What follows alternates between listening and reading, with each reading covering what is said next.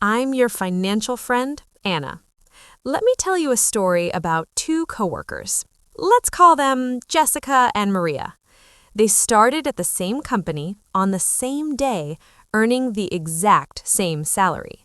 Fast forward 15 years, Jessica is sitting in the office parking lot, scrolling through her banking app. The balance is fine, the paycheck is steady, but there's this nagging feeling that it's never quite enough. She knows she's doing everything right, but she still feels like she's one unexpected car repair away from a total financial tailspin. Meanwhile, Maria just pulled in. She's not anxiously checking her bank account. Her phone just pinged, but for a totally different reason. She just got paid $5,100, not from her boss, but from a portfolio of investments she started building on day one. Jessica is still working for her money, but Maria's money is now working for her, generating a second salary that's starting to rival her first. So what did she do that Jessica didn't? It wasn't a lucky stock pick. It wasn't some huge inheritance. It was a few simple, almost invisible habits built on simple math. And I'm going to break down exactly what she did and how you can do it too.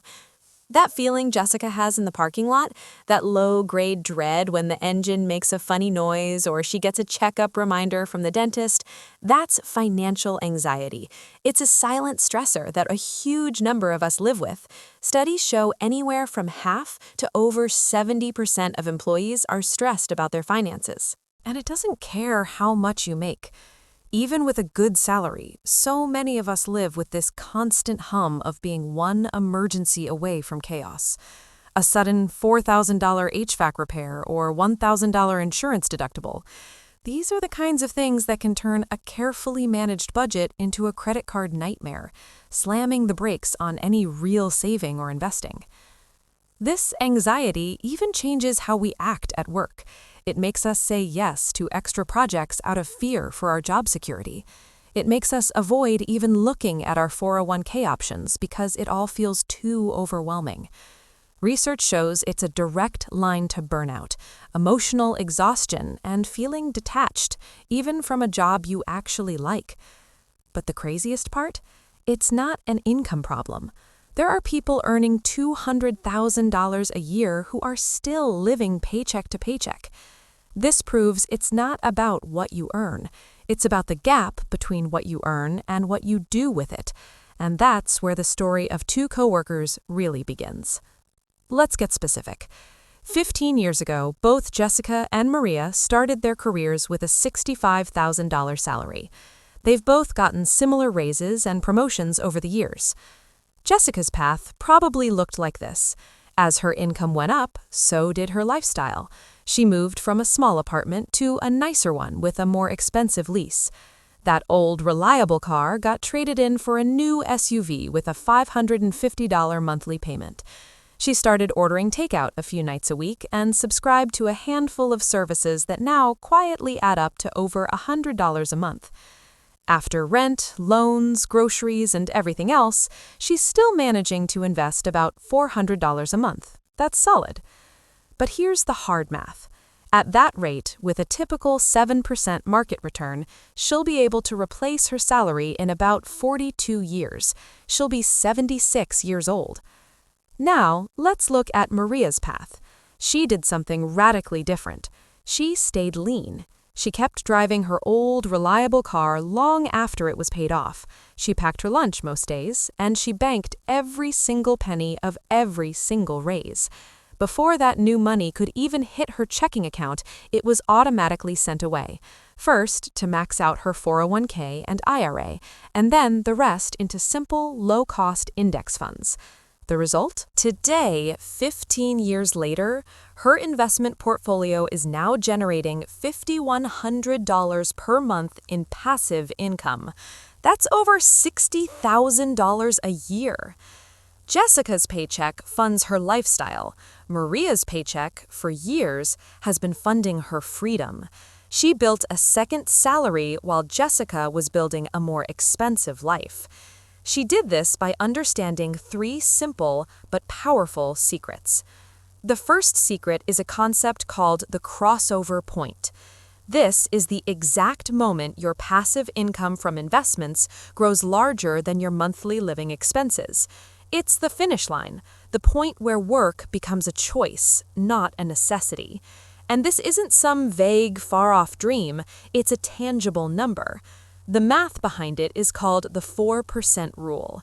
Decades of research, starting with the famous Trinity study, have shown that you can safely withdraw 4% of your total investment portfolio each year, adjust for inflation, and have an extremely high probability of it lasting for 30 years or more. To figure out your crossover point number, you just flip the math. You need a portfolio that is 25 times your annual expenses. Think about it. If your lifestyle costs $65,000 a year, your target number is $1.625 million.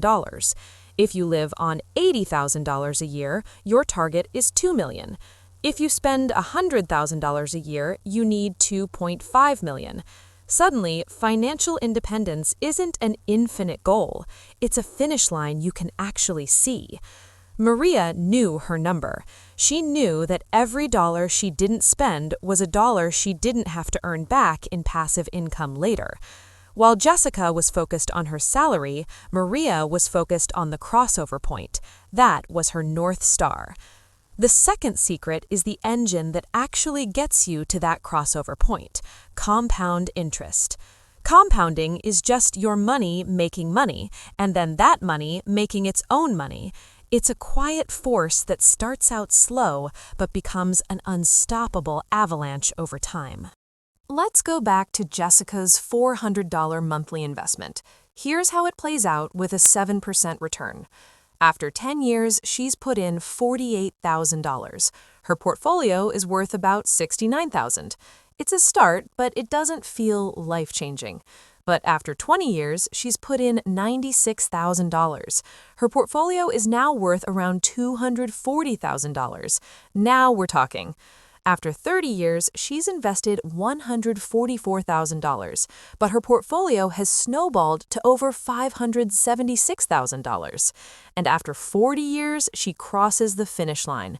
Her $192,000 in total contributions has become a $1.2 million portfolio.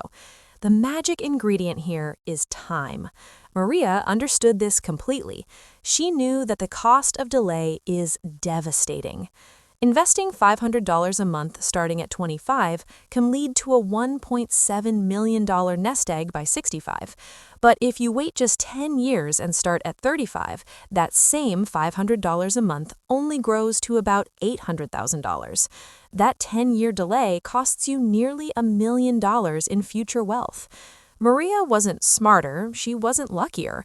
She just started sooner and let time do the heavy lifting. This brings us to the third and most important secret, the one that makes all the other math work. She actively fought against lifestyle inflation. Lifestyle inflation, or lifestyle creep, is our natural tendency to spend more as we earn more.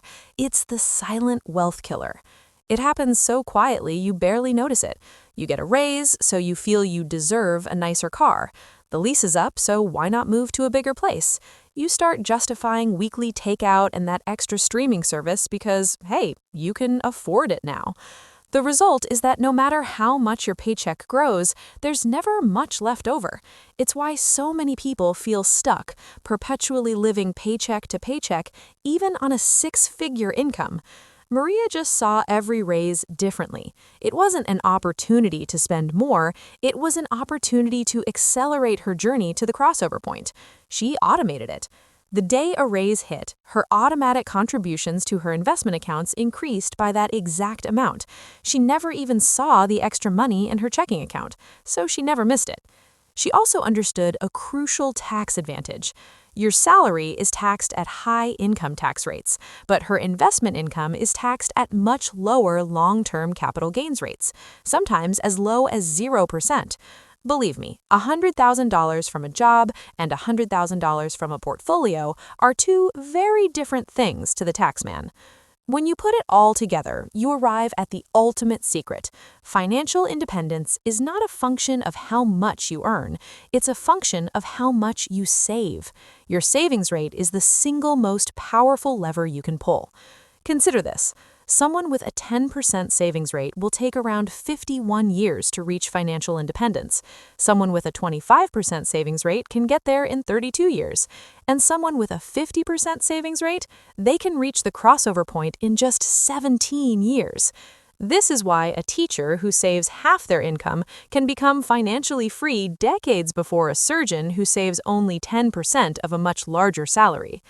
Famous studies of millionaires, like in the book The Millionaire Next Door, confirm this. They found that many millionaires received no inheritance. Their most common jobs weren't CEOs or hedge fund managers. They were teachers, engineers, and small business owners. They were ordinary people who built extraordinary wealth with one simple habit. They invested their raises instead of spending them. The story of Jessica and Maria isn't about blame or regret. It's about realizing that two different sets of choices on the exact same income can lead to two drastically different lives. That feeling of financial anxiety is real, but the path out of it isn't a secret lottery ticket. It's a system. It's about understanding your crossover point, making compounding your ally by starting now, and fighting lifestyle inflation by focusing on your savings rate. Your coworker isn't secretly a financial genius. She just applied simple math consistently over a long period of time. And the best news is, you can start today. It doesn't matter if it's been 15 years or 15 days. The best time to plant a tree was 20 years ago. The second best time is right now. So here's my question for you. What is the one small expense you could cut today to start funding your own second salary? Let me know in the comments below. And if you're ready to learn more about the simple math that builds real wealth, make sure you subscribe.